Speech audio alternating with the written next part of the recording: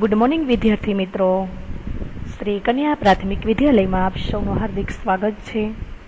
ધોરણ 7 વિષય વિજ્ઞાન, એમાંનું ચેપ્ટર નંબર 9, ચેપ્ટરનું નામ છે ભૂમિ. તો વિદ્યાર્થી મિત્રો, સૌથી પહેલાં તો આપણને એ ખબર હોવી જોઈએ કે ભૂમિ એટલે શું, તો કે ભૂમિ કેવી રીતે બને છે. તો ભૂમિ બનાવવા માટે પાણી, પવન અને વાતાવરણ મહત્વનો ભાગ ભજવે છે. અતિશય ગરમી અને અતિશય ઠંડીને કારણે ખડકોમાં તિરાડો પડે છે. નદીઓ, પ્રવાહ, દરિયાના મોજા અને વરસાદના પાણીની ખડકોને ઘસારો લાગે છે. ખડકોને લાગતા ઘસારાથી તે તૂટે છે. સમય જતાં તેમાંથી નાના નાના કાંકરા બને છે, તેમાંથી રેતી બને છે. તેમાં મૃત ઘટકો ભળતા માટી બને છે. આમ પાણી, પવન અને વાતાવરણ દ્વારા ખડકો તૂટવાથી ભૂમિની રચના થાય છે. આ પ્રક્રિયાને આપણે અપક્ષય તરીકે ઓળખી શકીએ છીએ. તો વિદ્યાર્થી મિત્રો, આ પાઠની શરૂઆત કરતા પહેલા આપણે આ પાઠની અંદર શું શું ભણવાનું છે એને લગતા થોડાક મુદ્દાઓને આપણે યાદ કરી લઈએ. ભૂમિ એ ખૂબ જ અગત્યનો સ્ત્રોત છે. પૃથ્વી પરના જીવન માટે ભૂમિ અગત્યની છે. ભૂમિ મનુષ્ય, અન્ય પ્રાણીઓ તેમજ વનસ્પતિનું આશ્રય સ્થાન છે. તે ખેતી માટે જરૂરી છે. ખેતી દ્વારા આપણને ખોરાક, વસ્ત્રો તથા આપણી જીવન જરૂરી વસ્તુઓ મળી રહે છે. ભૂમિમાં રહેલા સડેલા મૃત ખડકોને આપણે શું કહેવામાં આવે છે, તો કે સેન્દ્રિય પદાર્થો કહેવામાં આવે છે. તો એના વિશે આપણા પાઠની અંદર અભ્યાસ કરવાનો છે. ત્યારબાદ જો ભૂમિમાં વિશાળ માત્રામાં મોટા કણો રહેલા હોય તો તેને આપણે કેવી ભૂમિ તરીકે ઓળખીએ છીએ, તો કે રેતાળ. તો એના વિશે આપણા પાઠની અંદર અભ્યાસ કરવાનો છે. જો ભૂમિમાં ખૂબ જ ઝીણા કણો પ્રમાણમાં વધારે હોય તો તેને આપણે ચીકણી ભૂમિ અથવા તો માટીયાળ ભૂમિ તરીકે આપણે ઓળખવામાં આવે છે. તો એના વિશે આપણા પાઠની અંદર અભ્યાસ કરવાનો છે. જો ભૂમિમાં મોટા તેમજ ઝીણા કણો એક સાથે રહેલા હોય તો તેને આપણે ગોરાળુ જમીન કહીએ છીએ. તો રેતાળ, ચીકણી અને ગોરાળુ જમીન, તો એના વિશે આપણે આ પાઠની અંદર અભ્યાસ કરવાનો છે. રેતાળ ભૂમિનો જે અંતઃસ્ત્રાવ દર છે એ સૌથી વધુ અને ચીકણી ભૂમિનો અંતઃસ્ત્રાવ દર છે એ સૌથી ઓછો હોય છે. તો એના વિશે આપણે આ પાઠની અંદર અભ્યાસ કરવાનો છે. ત્યારબાદ રેતાળ ભૂમિ દ્વારા પાણીનું શોષણ છે એ સૌથી વધુ અને ચીકણી ભૂમિ છે એમાં એનું શોષણ તો કે સૌથી ઓછું થાય છે. તો એના વિશે આપણે પાઠની અંદર અભ્યાસ કરવાનો છે. ત્યારબાદ ચીકણી અને ગોરાળુ એમ બંને પ્રકારની ભૂમિ ઘઉં તથા ચણાના પાક માટે અનુકૂળ છે. ચોખા જેવા પાક માટે ભૂમિ ચીકણી અને ઊંચી જલધારક ક્ષમતા વાળી હોવી જોઈએ. ગોરાળુ ભૂમિ છે એ રેતી, માટી અને અન્ય પ્રકારના ભૂમિના કણની બનેલી હોય છે, જેને આપણે શું કહીએ છીએ, તો કે કાપ. તો એના વિશે આપણે આ પાઠની અંદર અભ્યાસ કરવાનો છે. તો હવે આપણે પાઠની સમજૂતી તરફ જઈએ. ભૂમિ એ ખૂબ જ અગત્યનો કુદરતી સ્ત્રોત છે. તો ભૂમિ છે વિદ્યાર્થી મિત્રો, એ એક કુદરતી સ્ત્રોત ગણાવી શકાય છે. તે વનસ્પતિને જકડી રાખવાનું કામ કરે છે તથા પાણી અને એના જે પોષક તત્વો છે એ પૂરા પાડે છે. તે ઘણા સજીવોનું ઘર છે. ભૂમિ ખેતી માટે ખૂબ જ મહત્વની છે. ખેતી, ખોરાક, કપડાં અને રહેઠાણ પૂરું પાડે છે. આમ ભૂમિ એ આપણા જીવનનું એક અભિન્ન અંગ છે. પહેલા વરસાદ પછીની ભીની માટીની સુગંધ એ આપણને હંમેશા મહેકાવે છે. તો વિદ્યાર્થી મિત્રો, સૌથી પહેલો વરસાદ જે પડે અને પછી જે આપણને માટીની સુગંધ આવે એ આપણને ખૂબ જ ગમતી હોય છે. તો તમે આકૃતિમાં જોઈ શકો છો, આકૃતિ 9.1માં માટી સાથે રમતા બાળકો. તો વિદ્યાર્થી મિત્રો, તમે પણ માટીમાંથી અલગ અલગ પ્રકારના રમકડા બનાવેલા હશે અને તમે માટીથી રમ્યા પણ હશો. તો હવે આપણે આગળ જોઈએ 9.1 ભૂમિ જીવનથી ભરપૂર.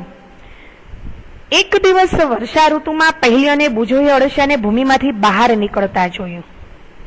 પહેલીને આશ્ચર્ય થયું કે અન્ય સજીવો પણ ભૂમિમાં હશે.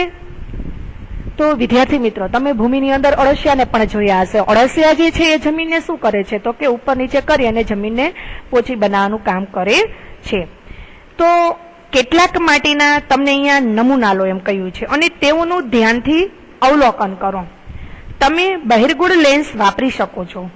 દરેક નમૂનાનો કાળજીપૂર્વક અભ્યાસ કરો અને માહિતી કોષ્ટક 9.1માં ભરો. તો તમને જે નીચે એક કોષ્ટક 9.1માં તમને ભૂમિનો સ્ત્રોત, વનસ્પતિ, પાણી અને અન્ય બીજા અવલોકનો કરી અને તમને કોષ્ટક પૂરું કરવાનું કહ્યું છે. તો હમણાં આપણે આગળ પછી જોઈશું. તો તમારા મિત્રો સાથે અવલોકનની ચર્ચા કરો. તમે એકત્ર કરેલા માટીના નમૂના તમારા મિત્ર એકત્ર કરેલા માટીના નમૂના જેવા જ છે? તો બુજો પહેલી માટીને ઘણી રીતે વાપરી છે. તેઓ તેની સાથે રમતા ખૂબ જ આનંદ મેળવે છે. તે ખરો આનંદ છે. ભૂમિની ઉપયોગિતાઓની એક તમને યાદ બનાવવાની કહી છે. તો વિદ્યાર્થી મિત્રો, હવે આપણે આગળ જોઈએ. તમને કોષ્ટક 9.1 આપેલું છે. એમાં તમને કહ્યું છે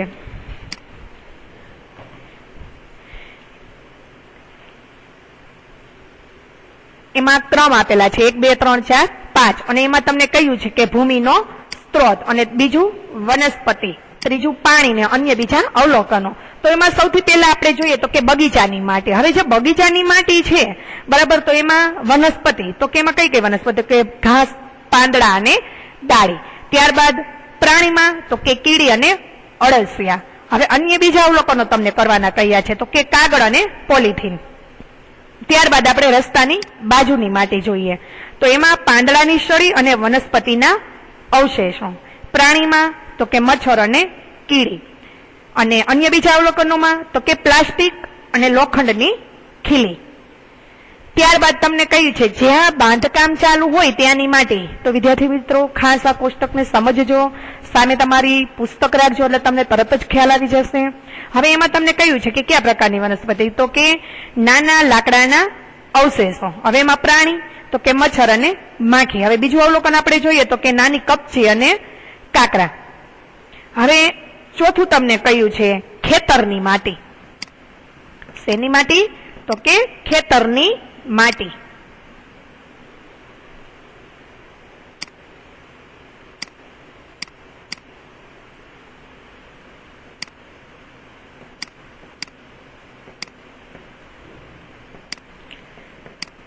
હવે એમાં આપણે જોઈએ વનસ્પતિ તો કે ઘાસ અને મૂળના ભાગો. પ્રાણી તો કે અળસિયા અને જીવાત. અન્ય બીજા અવલોકનો તો કે કોઈ નથી. હવે પાંચમું જોઈએ તો કે તળાવની માટી.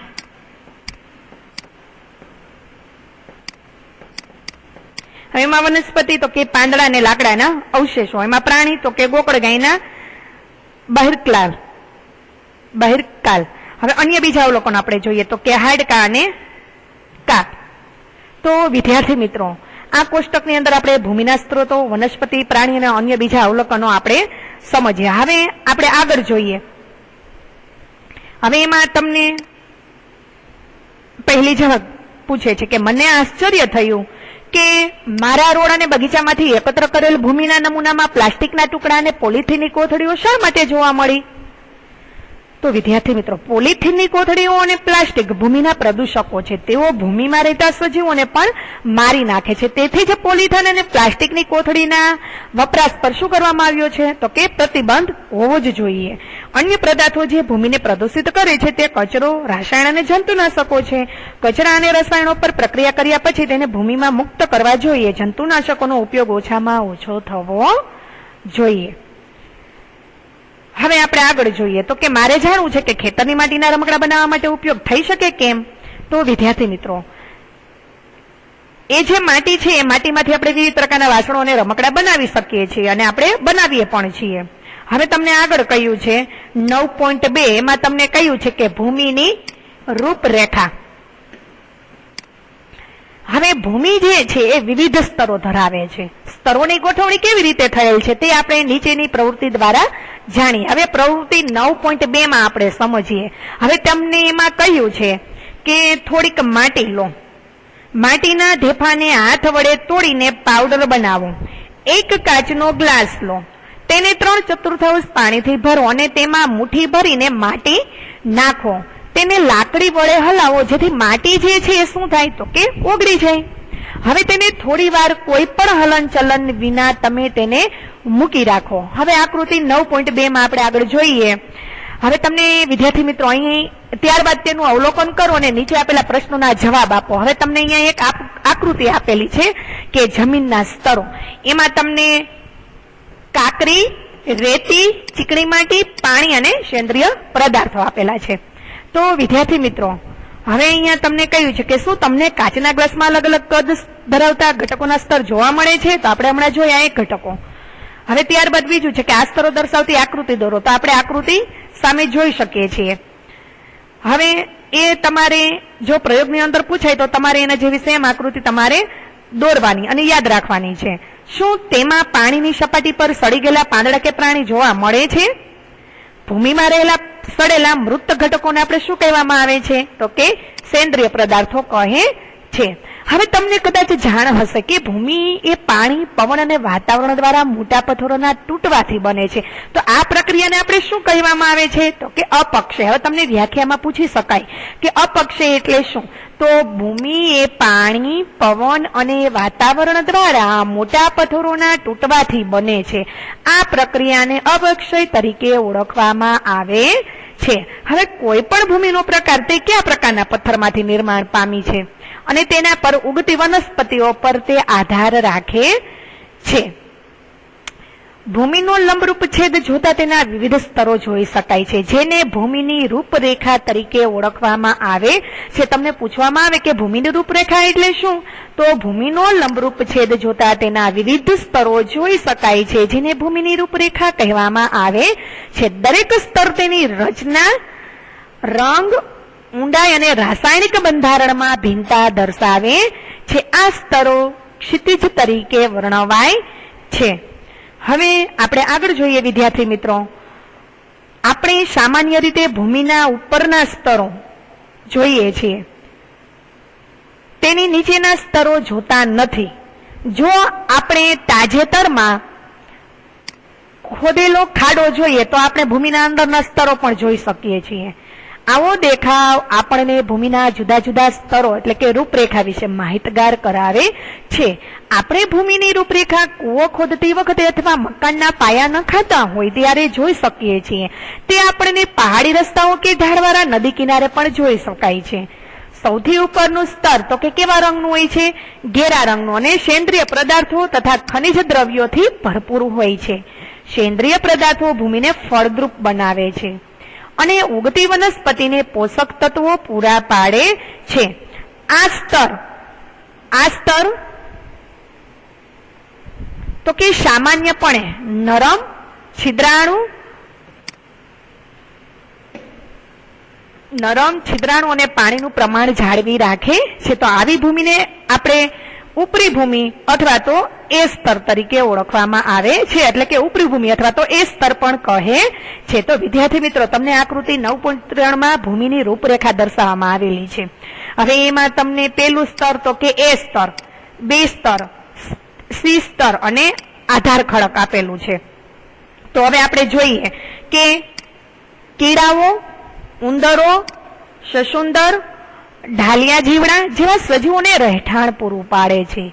નાની વનસ્પતિઓના મૂળ સંપૂર્ણપણે ઉપરી ભૂમિમાં ખૂંપેલા હોય છે. તેના પછીના સ્તરમાં સેન્દ્રિય પદાર્થો ઓછી માત્રામાં પરંતુ ખનિજ દ્રવ્યો વધુ હોય છે. આ સ્તર સામાન્ય રીતે સખત અને સઘન હોય છે, જેને આપણે બી સ્તર અથવા તો મધ્ય સ્તર કહે છે. હવે ત્રીજું સ્તર છે એ સી સ્તર કહેવાય છે, જે ફાંટા તથા તિરાડો ધરાવતા નાના ખડકોના ટુકડાઓનું બનેલું હોય છે. આ સ્તરની નીચે આધાર ખડક હોય છે, જે ખૂબ જ સખત હોવાથી કોદાળી વડે ખોદવું અઘરું છે. હવે આપણે આકૃતિ 9.3 માં આપણે જોઈએ. એમાં તમને કહ્યું છે કે ભૂમિના પ્રકારો. તો વિદ્યાર્થી મિત્રો, હવે અહીંયા તમને કહ્યું છે કે ભૂમિના પ્રકારો. તો કે ભૂમિના પ્રકારો કેટલા છે? તો કે 3: રેતાળ ભૂમિ, ચીકણી ભૂમિ અને ગોરાણુ ભૂમિ. હવે તમે જાણો છો કે પથ્થરોનો અપક્ષય નાના ઘટકો અને વિવિધ પદાર્થોનું નિર્માણ કરે છે, જેમાં રેતી અને ઝીણી માટીનો સમાવેશ થાય છે. રેતી અને ઝીણી માટીની માત્રા તેઓ કયા પથ્થરમાંથી ઉત્પન્ન થાય છે તેના ઉપર આધારિત છે, જેને આપણે શું કહેવામાં આવે છે? તો કે પિતૃ પથ્થર તરીકે ઓળખાય છે. પથ્થરના ઘટકો અને સેન્દ્રિય પદાર્થોના મિશ્રણને શું કહેવામાં આવે છે? તો કે ભૂમિ કહે છે. તો વિદ્યાર્થી મિત્રો, આપણે સૌથી પહેલા સમજ્યા હતા કે ભૂમિ છે એ કેવી રીતે બને છે. એટલે કે આપણે સૌથી પહેલા પાઠની શરૂઆત કરી ત્યારે આપણે સમજ્યા હતા કે ભૂમિ છે કેવી રીતે બને છે. એટલે કે ભૂમિ એટલે શું? તો કે પથ્થરના ઘટકો અને સેન્દ્રિય પદાર્થોના મિશ્રણને ભૂમિ તરીકે ઓળખવામાં આવે છે. વિવિધ સજીવો જેવા કે બેક્ટેરિયા, વનસ્પતિના મૂળ અને અળસિયા ભૂમિનો મહત્વનો ભાગ છે. હવે આપણે આગળ જોઈએ તો કે ભૂમિનું વર્ગીકરણ તેમાં રહેલા વિવિધ કણોની માત્રાને આધારે થાય છે. જો ભૂમિમાં વિશાળ માત્રામાં મોટા કણા રહેલા હોય તો તેને આપણે રેતાળ ભૂમિ કહેવામાં આવે છે. તમને પરીક્ષામાં પૂછવામાં આવે કે રેતાળ ભૂમિ એટલે શું, તો જો ભૂમિમાં વિશાળ માત્રામાં મોટા કણો રહેલા હોય તો તેને રેતાળ ભૂમિ કહે છે. ત્યારબાદ તમને એમ પૂછવામાં આવે કે ચીકણી ભૂમિ કોને કહે છે, તો જો ભૂમિમાં ઝીણા કણો પ્રમાણમાં વધારે હોય તો તેને ચીકણી ભૂમિ કહેવામાં આવે છે. તેવી જ રીતના ગોરાડુ ભૂમિ એટલે શું, તો કે જો ભૂમિમાં મોટા તેમજ ઝીણા કણો એક સાથે રહેલા હોય તો તેને ગોરાડુ ભૂમિ કહે છે. ફરીથી વિદ્યાર્થી મિત્રો આપણે જોઈએ કે રેતાળ ભૂમિ એટલે શું, ચીકણી ભૂમિ એટલે શું ને ગોરાડુ ભૂમિ એટલે શું. તો રેતાળ ભૂમિ એટલે શું, તો કે જો ભૂમિમાં વિશાળ માત્રામાં મોટા કણો રહેલા હોય તો તેને રેતાળ ભૂમિ કહે છે. હવે આપણે જોઈએ તો કે ચીકણી ભૂમિ એટલે શું, તો જો ભૂમિમાં ઝીણા કણો પ્રમાણમાં વધારે હોય તો તેને ચીકણી ભૂમિ તરીકે ઓળખી શકાય છે. ત્યારબાદ આપણે જોઈએ કે ગોરાડુ ભૂમિ એટલે શું, જો ભૂમિમાં મોટા તેમજ ઝીણા કણો એક સાથે રહેલા હોય તો તેને ગોરાડુ ભૂમિ કહે છે. આમ ભૂમિ રેતાળ, ચીકણી અથવા તો ગોરાડુ પ્રકારની હોય છે. તમને પૂછી શકે પ્રશ્ન કે ભૂમિના પ્રકારો કેટલા, તો કે 3, રેતાળ ભૂમિ, ચીકણી ભૂમિ ને ગોરાડુ ભૂમિ.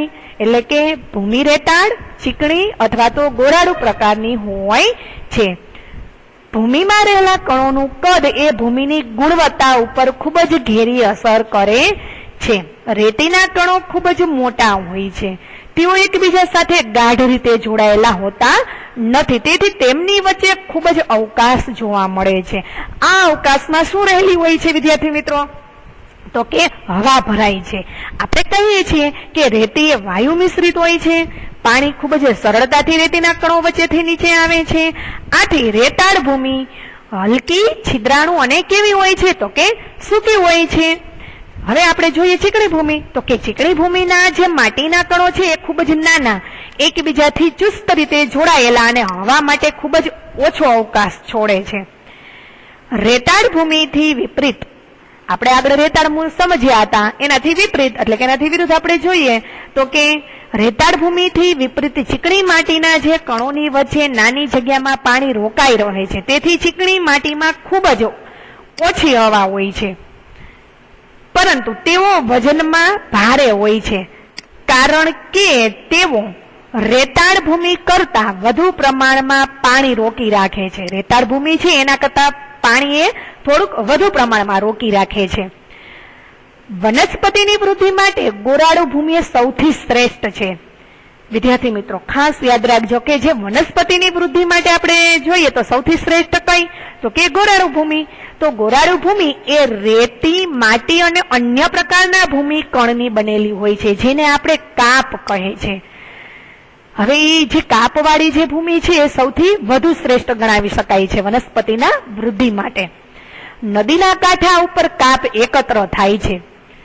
કાપના કણનું કદ રેતી અને માટીના કણના કદની વચ્ચેનું હોય છે. ગોરાડુ ભૂમિમાં પણ કણ જોવા મળે છે. આ ભૂમિ વનસ્પતિની વૃદ્ધિ માટે યોગ્ય જલધારણ ક્ષમતા ધરાવે છે. મારે જાણવું છે કે કયા પ્રકારની ભૂમિ માટીના વાસણો બનાવવા માટે વપરાય છે, તો હવે આપણે આગળ સમજીએ. હવે પ્રવૃત્તિ 9.3 માં આપણે જોઈએ, એમાં તમને કહ્યું છે કે માટીવાળી, ગોરાડુ અને રેતાળ ભૂમિના નમૂના એકઠા કરો. કઈ કઈ, તો કે માટીવાળી, ગોરાડુ અને રેતાળ ભૂમિના નમૂના એકઠા કરવાનું તમને કહ્યું છે. આ નમૂનામાંથી એકાદ પ્રકારની ભૂમિ તમે મુઠ્ઠી ભરીને લો. હવે તેમાંથી પથ્થર, કાંકરા અને ઘાસ વગેરે દૂર કરો.